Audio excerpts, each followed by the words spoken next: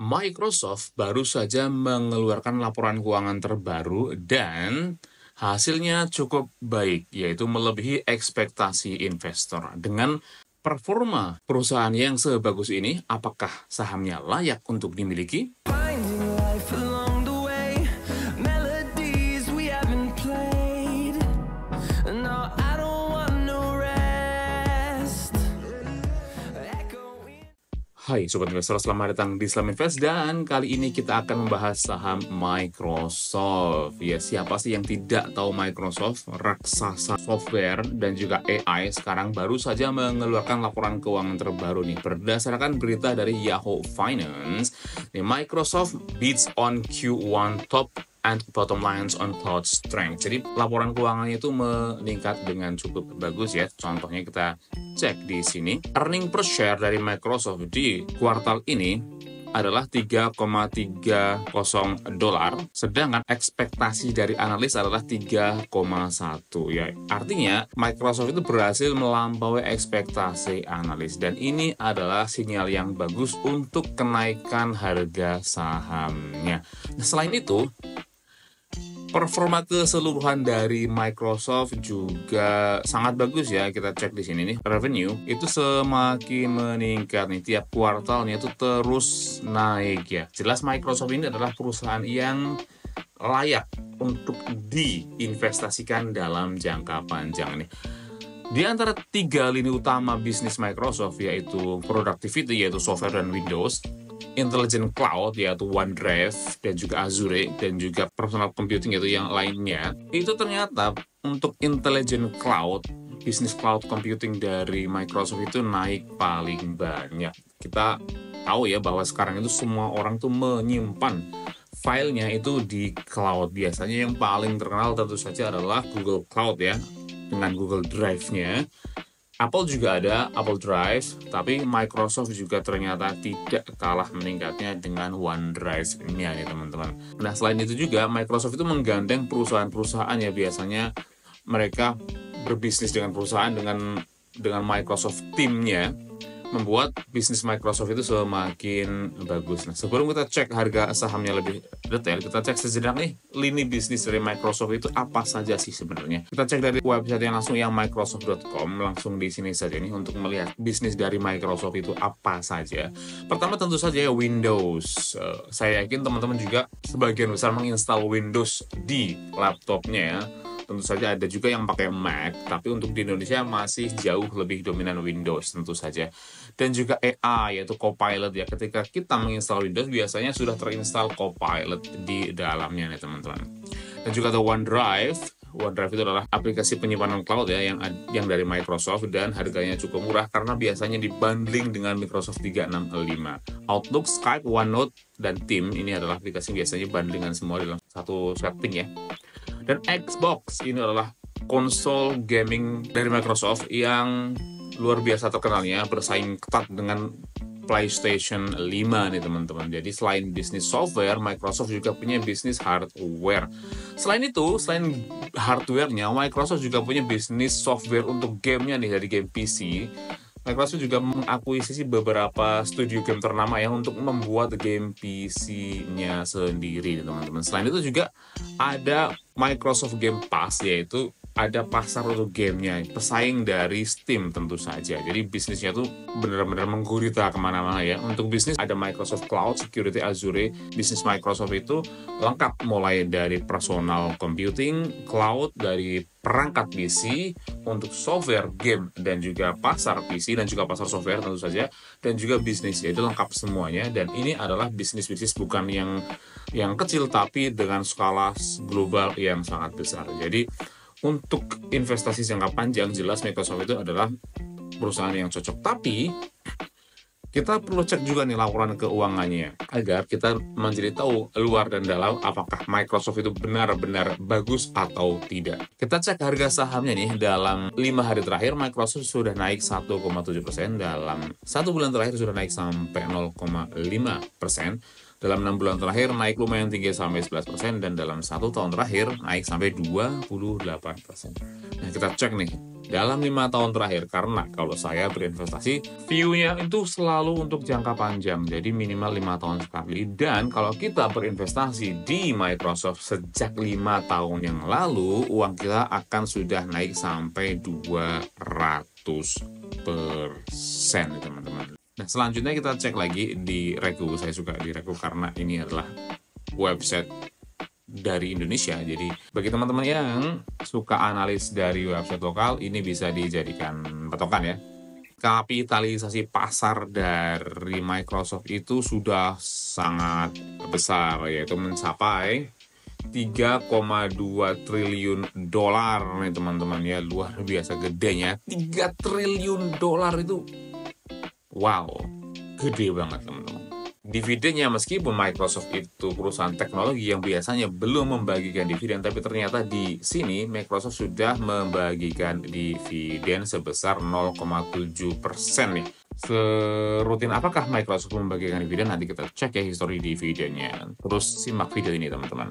Nah, selanjutnya untuk rasio valuasi, price to earning-nya 35 kalinya, PE-nya bisa dibilang untuk perusahaan Indonesia sih biasanya ini udah PE yang sangat mahal ya. Tapi Microsoft itu kan perusahaan global dan historinya sangat bagus dan juga sudah membagikan dividen. Menurut saya PE 35 itu adalah PE yang sesuai sih. Saya udah meneliti saham dari sekitar tahun 2020 dan dari dulu PE dari Microsoft itu ya segitu-gitu aja, sekitar 30-an aja. Kalau performa dari Microsoft itu naik seperti ini, biasanya juga harga sahamnya akan ikut naik, menyebabkan PE-nya itu selalu sekitar 30-an segini teman-teman. Price to sales-nya 12 kalinya dan price to book-nya 11. Ini untuk perusahaan software itu lumayan murah menurut saya. Dan ini yang paling penting teman-teman, untuk keuntungannya nih, gross profit margin-nya itu gede banget sampai 69%-nya. Ini jelas perusahaan yang untung besar ya. Nah, net profit margin-nya saya selalu bilang kalau untuk net profit margin di atas 20% itu bagus, tapi ini net profit margin dari Microsoft itu 35%. Jelas di sini ya, Microsoft itu adalah perusahaan yang sangat menguntungkan. ROE-nya juga sama bagusnya, 35%. Ini luar biasa teman-teman. Nah, selanjutnya kita cek di Google Finance untuk melihat lebih lanjut ya. Nah, sekedar informasi saja, di sini Microsoft itu diperdagangkan di bursa Nasdaq dengan harga saham untuk hari pada saat saya merekam video ini adalah $432 per lembar saham. Tapi kalau kita di Indonesia tidak perlu membeli satu lembar saham karena kita bisa membeli dengan sistem fractional reserve alias pecahan sahamnya saja dengan harga yang sangat murah ya di beberapa aplikasi investasi di Indonesia seperti Nanovest, Peluang, dan juga Reku. Itu bisa dibeli dengan harga $1 atau bahkan kalau di Peluang $1, Reku $1, kalau di Nanovest bisa dari Rp5.000 saja, teman-teman. Oke, lanjut kita cek ke bawah di sini. Untuk tahunannya selalu meningkat nih pendapatan dan laba bersihnya. Sekarang kita cek per kuartalnya juga sama naik turun, tapi secara overall tuh meningkat. Nah, kita cek secara tahunannya teman-teman. Untuk pendapatan tahunannya year on year-nya itu pendapatannya meningkat ya 15%, laba bersihnya juga meningkat 21%, dan laba per sahamnya meningkat 20%. Sedangkan secara per kuartalnya nih teman-teman, untuk pendapatannya meningkat 15%, operasional 30%, dan 13%, dan juga penghasilan per sahamnya menaik sebanyak 9,67%. Ini meningkat semua ya, membuktikan kalau Microsoft itu adalah perusahaan yang sangat kuat.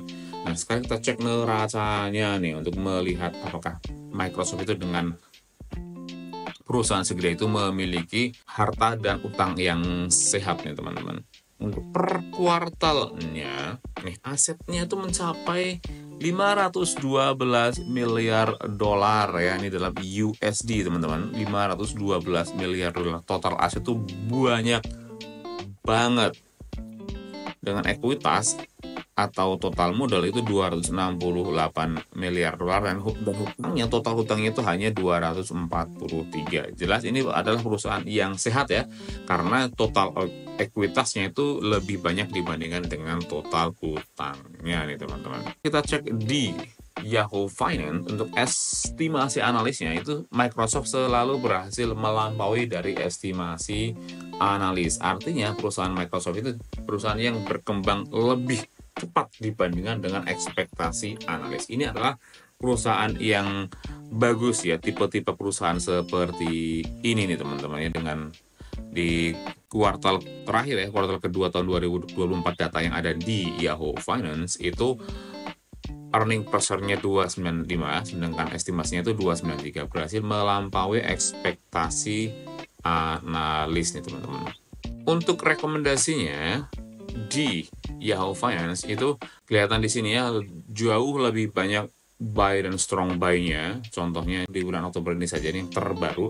Dari 34 analis itu 14 tuh merekomendasikan strong buy dan 13 tuh merekomendasikan buy. Hanya sedikit sekali yang berani menuliskan underperform atau sell atau hold. Jadi jelas ya, Microsoft itu adalah perusahaan yang direkomendasikan untuk dibeli oleh para analis ya, dengan target price-nya itu mencapai 600 untuk high-nya. Sekarang kita cek statistiknya, market capital dari Microsoft itu terus meningkat nih. Dari tahun lalu itu kan market capitalnya 2,5 triliun dolar ya, tanggal 30 Juni tahun 2023, sedangkan di 30 Juni tahun 2024 itu market capitalnya naik hampir 1 triliun mencapai 3,2 triliun dolar. Jadi naiknya tuh sangat-sangat banyak nih, dalam 1 tahun naik sampai hampir 1 triliun kan, dari 2,5 menjadi 3,3 nih teman-teman, luar biasa sekali. Lanjut kita cek efisiensi dari karyawannya ya. Microsoft Corporation menurut situs TradingView itu memiliki karyawan sebanyak 228.000 karyawan. Nah, ini terkonfirmasi juga dengan situs Google Finance. Ini jumlah karyawannya sama ya, 228.000 karyawan yang berlokasi, pusatnya itu ada di Redmond, Washington, Amerika Serikat, dan didirikan tahun 1975 ya, dengan CEO-nya itu Satya Nadella, yaitu orang India. Kita cek sekarang di TradingView lagi, dari 228.000 karyawan ini teman-teman, nah pendapatan per karyawannya itu mencapai 1,08 juta dolar. Itu banyak sekali nih teman-teman. Dengan pendapatan bersihnya atau labanya per karyawan itu mencapai 386.000 dolar per karyawan. Jadi satu karyawan itu bisa menghasilkan sampai 386.000 labanya ya teman-teman. Jelas aja bahwa Microsoft meskipun jumlah karyawannya itu banyak mencapai 228.000 karyawan, ternyata sangat efisien dalam mengelola karyawan. Itu terbukti ya, bahwa setiap karyawan itu bisa menghasilkan laba seperti ini nih banyaknya kalau di rata-rata nih teman-teman. Selanjutnya kita cek dari Nasdaq untuk melihat kesimpulan terakhir.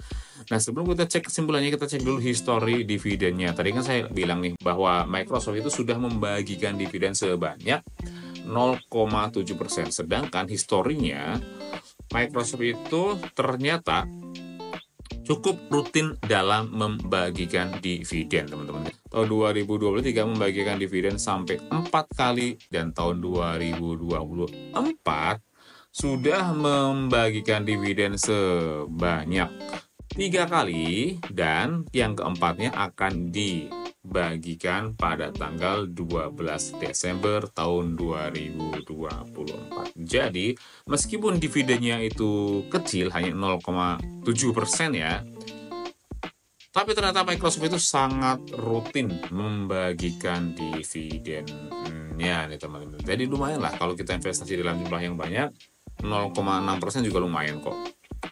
Terbukti bahwa Microsoft itu sangat kuat ya keuangannya sampai bisa membagikan dividen serutin ini nih teman-teman. Rekomendasi analis di situs Nasdaq adalah buy. Dari 40 analis itu kebanyakan merekomendasikan untuk membeli Microsoft ya di sini teman-teman. Dengan target price-nya itu untuk average-nya itu di 503 dolar, harga sekarang di 431 ya.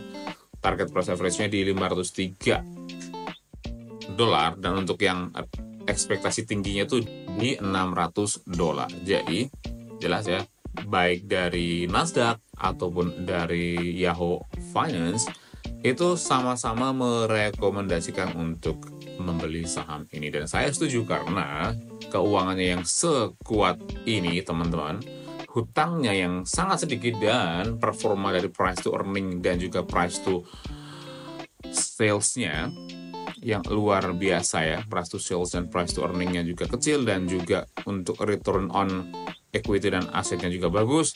Ini jelas perusahaan yang sangat-sangat kuat, sudah terbukti secara historis, sudah bertahan sangat lama dan terus membagikan dividen juga, dan performa sahamnya juga sangat bagus.